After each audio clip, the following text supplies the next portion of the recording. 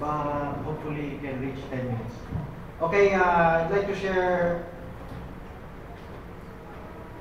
make some compromise between 10 to 5. So, I'd like to share something about the elect being deceived. You know what's written in Matthew chapter 24. If it's very possible to deceive the very elect. I'd like to share what deception is. Deception is not just misunderstanding doctrine. Specific key doctrines. I'm gonna emphasize something different. You may get all specific doctrines right, but you may miss the master key doctrine, which is love, which is Berean repentance. I'd like to write it here. Let me show you the difference.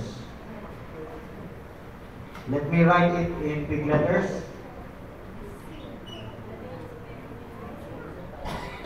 Shall we all mention this word? Berean? Berean. Repentance.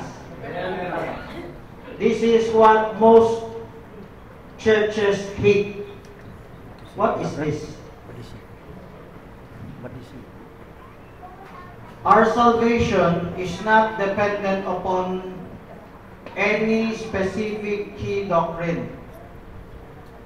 When you say specific key doctrine, that's the Godhead, baptism, church ages, justification, predestination.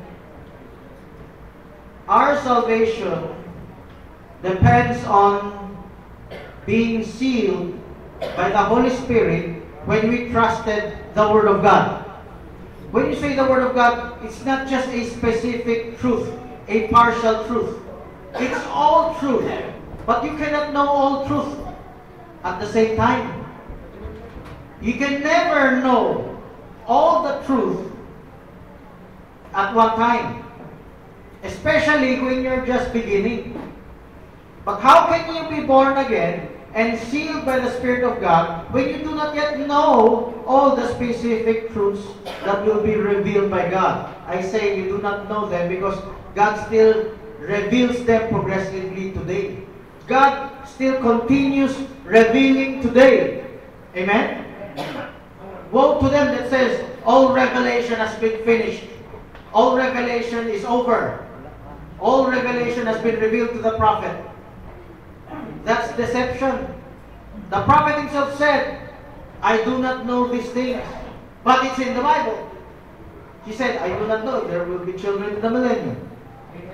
There are many other subjects he did not touch upon, but it's in the Bible. If it's in the Bible, it's for us. Amen? Every promise in the Bible is mine.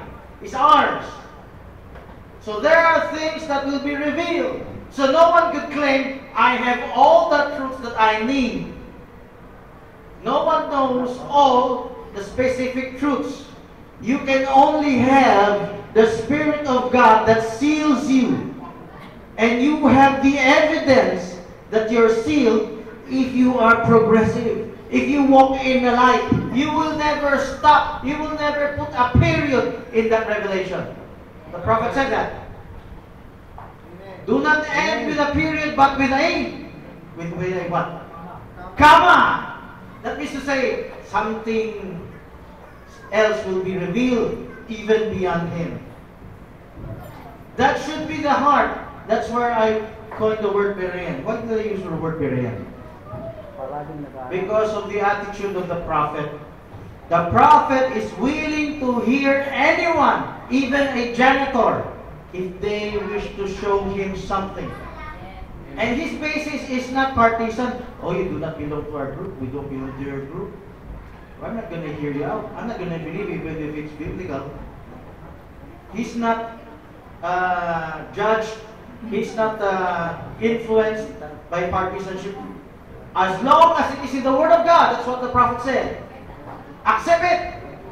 If it's not in the Word of God, forget about it. Now, that kind of attitude means you should not have any discrimination against anyone. Even if you presume that person is wrong, even if that person was wrong on other points, you should always still be graceful to that person. Receive that person. If the person wants to share anything to you, you should still hear them out in the scriptures. Amen. The problem today in today's churches, especially message churches, if you do not belong to their group, you're not supposed to be heard of because you are presumably in error. Now we're talking about deception. The bride could not be deceived. It's possible temporarily a bride belonged to the partisanship churches, but eventually God will call them out from that kind of spirit. God will call them out from that kind of spirit of partisanship and bring them back to the Word of God. That means to say, He does not side with any one of them. He only sides with Jesus Christ in the truth, in the Bible. It does not necessarily one group knows everything, but what they call it derogatorily as collective revelation. Have you heard of collective revelation? They use collective revelation. They use the word collective revelation in a derogatory way to say, "Oh, you're just collecting from others. You're not being revealed. It's not being revealed by God to you." Collective revelation is, if you only knew, it's the way of God, how you will receive His revelation. Because it will take humility for you to learn from those you hate, from those you despise. It takes humility. So that's how God will transmit to you the other progressive fruits. So you need that heart, that truly humble heart. So the bride that is deceived, they are the ones who are coaxed into closing their minds, isolating their group, never proving all things. Their members are just ritualistic listeners. They're never always proving all things. When others would like to prove something to them, they'll stop their ears. They have ears but they could not hear. That's true in even the message. They have ears but they could not hear. They have eyes they could not see. Because their eyes are only conditioned to listen to their favorites. But if you're a true child of God, you will prove all things. So the bride that could not be deceived, they will be brought out from that kind of spirit into Berean repentance. They will repent from ignorance, Acts 17, 29, 30. They will look at the scriptures day and night whether those things are so, Acts 17, 11. Okay, that's all.